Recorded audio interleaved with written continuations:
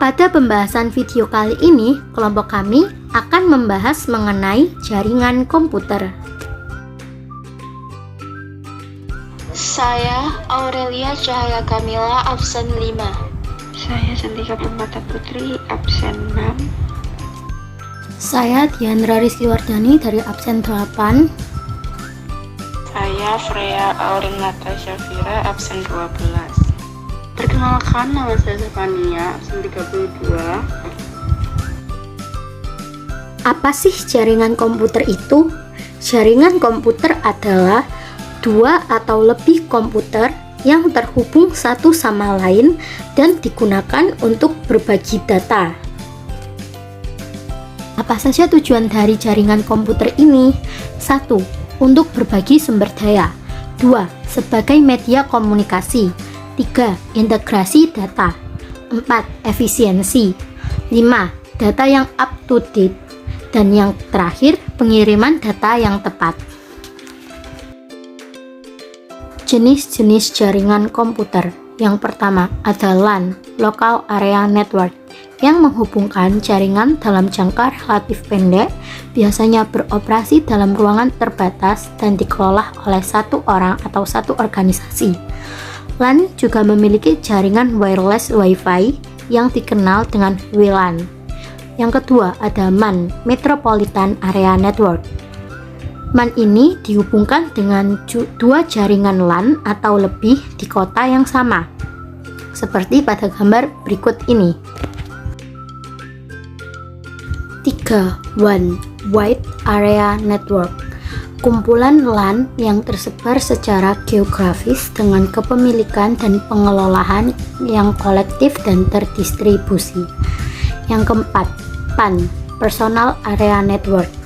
Sama seperti LAN, biasanya mencakup wilayah yang lebih kecil, seperti jaringan kantor atau jaringan rumah, dan digunakan untuk resource printer dan internet. Yang kelima, VPN, Virtual Private Network, yaitu solusi untuk menyediakan koneksi internet yang aman. Yang keenam ada CAN, Campus Area Network. Mirip seperti MAN, tetapi terbatas untuk satu universitas atau satu akademik saja. Disiapkan untuk pendidikan seperti pembaruan kelas, praktek lab, email, ujian, dan pemberitahuan. Dan yang terakhir ada internet, yaitu jaringan komputer terbesar yang pernah dibuat manusia dan dapat dihubungkan dengan jutaan perangkat komputasi seperti laptop, PC, dan lain sebagainya. Macam-macam topologi. Yang pertama adalah topologi bus. Topologi bus merupakan topologi yang menggunakan kabel tunggal untuk media transmisi atau kabel pusat tempat di mana seluruh klien dan server dihubungkan.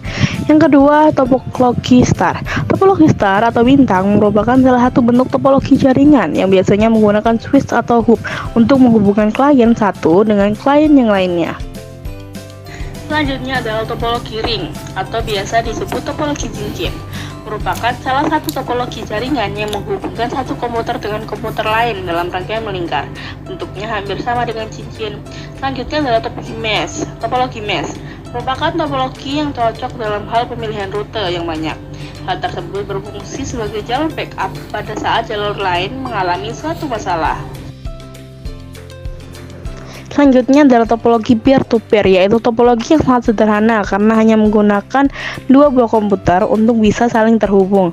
Pada topologi peer-to-peer biasanya menggunakan satu kabel yang menghubungkan antar komputer satu dengan komputer lain untuk melakukan proses pertukaran data. Selanjutnya adalah topologi linear. Topologi linear juga bisa disebut topologi bus beruntut. Pada topologi ini biasanya menggunakan satu kabel utama untuk menghubungkan setiap titik sambungan pada komputer. Selanjutnya adalah topologi tree atau biasa disebut topologi pohon. Merupakan topologi gabungan antara topologi star dan juga topologi bus. Topologi jaringan ini digunakan untuk interkoneksi antar sentral dengan hierarki yang berbeda-beda. Selanjutnya adalah topologi hybrid, yaitu topologi gabungan antara beberapa topologi yang berbeda. Saat dua atau lebih topologi yang berbeda terhubung satu sama lain, pada saat itulah gabungan topologi tersebut membentuk topologi hybrid. Selanjutnya adalah perangkat komputer. Yang pertama ada server. Server menjadi pusat semua jaringan komputer dan pada server inilah semua data penting tersimpan. Secara umum, komputer server memiliki fungsi sebagai penyimpanan dari semua basis data informasi. Selanjutnya adalah komputer klien. Klien artinya adalah komputer pengguna. Seperti yang sudah dijelaskan di atas, klien adalah orang-orang yang mengakses data-data yang ada pada server melalui jaringan internet. Selanjutnya ada kabel. Sebelum ada teknologi WiFi, dulunya semua internet tersambung dengan kabel jaringan. Kebanyakan kabel yang digunakan jenisnya UTP, kabel koaksial, dan fiber optik. Selanjutnya adalah konektor. Konektor merupakan perangkat keras jaringan yang berfungsi dipasang pada bagian ujung kabel untuk menghubungkan pada adapter kabel. Selanjutnya adalah switch. Switch adalah perangkat keras jaringan yang berfungsi untuk memecah jaringan dari satu server menjadi beberapa klien dalam jaringan lokal. Selanjutnya adalah hub. Hub adalah hardware jaringan yang memiliki fungsi untuk membagi jaringan dalam satu server. Biasanya hub banyak digunakan pada jaringan LAN atau LAN. Setelah itu ada bridge. Fungsi utama dari bridge adalah digunakan sebagai penghubung antar jaringan yang menggunakan topologi jaringan yang berbeda. Bridge ini sangat berfungsi ketika Anda berada dalam instansi atau perkantoran besar yang terdiri dari beberapa gedung dan kantor yang letaknya berjauhan. Selanjutnya adalah access point. Access point memiliki fungsi untuk mentransmisikan sinyal wireless yang diterima dari router atau kabel jaringan, sehingga sinyal yang diterima oleh klien bisa lebih baik. Selanjutnya adalah router. Router adalah perangkat jaringan yang berfungsi untuk membagi jaringan internet dengan protokol TCP atau IP pada komputer klien. Jadi setiap klien mendapatkan IP yang berbeda satu dengan yang lainnya. Selanjutnya adalah repeater. Repeater adalah perangkat keras jaringan yang berfungsi untuk memperkuat sinyal. Setelah itu ada NIC, Network Card atau Network Interface Card, adalah kartu jaringan yang biasa dipasang pada komputer atau laptop. Yang terakhir adalah modem. Modem adalah perangkat jaringan yang memiliki fungsi untuk merubah dari sinyal analog menjadi digital dan sebaliknya. Konektivitas jaringan kabel dengan internet. 1. Dial-up merupakan koneksi internet yang memanfaatkan jalur telepon atau telepon rumah dengan cara menghubungi nomor telepon khusus agar bisa digunakan untuk berinternet. Kedua, ISDN atau Integrated Services Digital Network adalah standar komunikasi internasional untuk mengirim suara, video, dan data melalui sambungan telepon digital atau kabel telepon normal. 3. BISDN atau Broadband ISDN hampir sama dengan fungsi ISDN, tetapi transfer data melalui sambungan telepon dengan kabel optik fiber, bukan kabel telepon normal. SONET merupakan pengangkut fisik utama BISDN. 4. DSL. DSL juga disebut selalu tersambung karena DSL menggunakan dua kabel tembaga yang ada di dalam sambungan telepon yang tersambung ke dasar dan tidak akan terikat dalam telepon ada, seperti koneksi dial-up. 5. ADSL atau Asymmetric Digital Subscriber Line merupakan koneksi internet broadband yang cepat dibandingkan dengan koneksi dial-up, GPRS atau GDMA, ADSL atau DSL. Memiliki kecepatan transfer besar karena menggunakan jalur pita yang lebar. 6. SDSL. SDSL lebih umum di Eropa. Kependekan dari Asymmetric Digital Subscriber Line. teknologi yang mampu mengirim data lebih banyak melalui sambungan kabel tembaga yang ada atau BOTS. 7.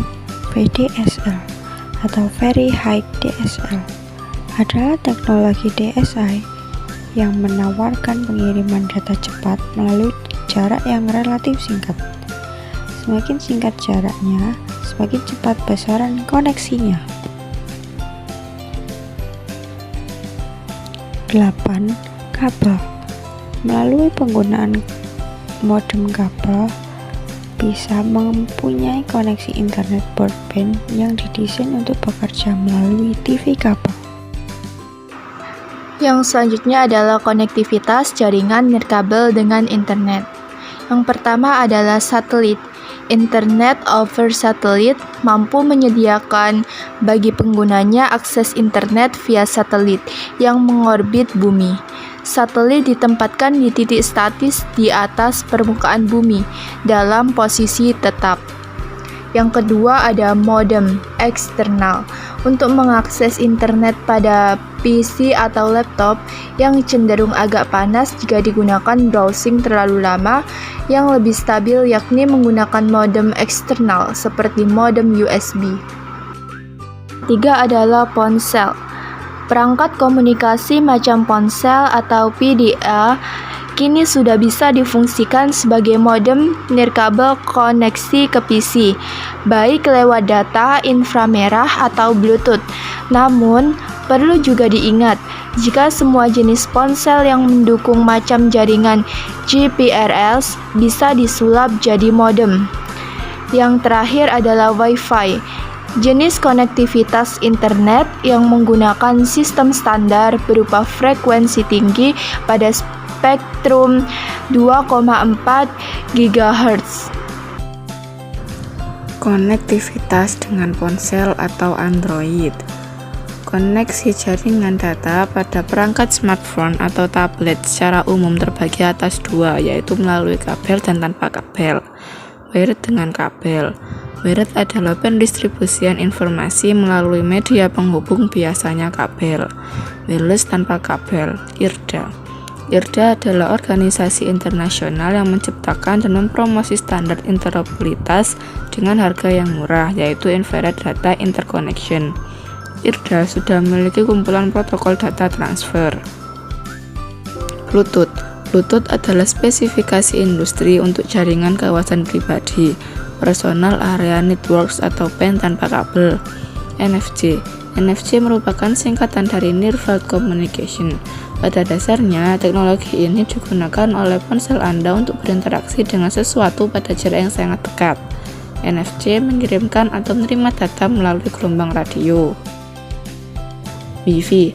Wi-Fi adalah sebuah teknologi terkenal yang memanfaatkan peralatan elektronik untuk protokol data secara nirkabel menggunakan gelombang radio melalui sebuah jaringan komputer, termasuk koneksi internet berkecepatan tinggi. Proteksi data saat berinternet.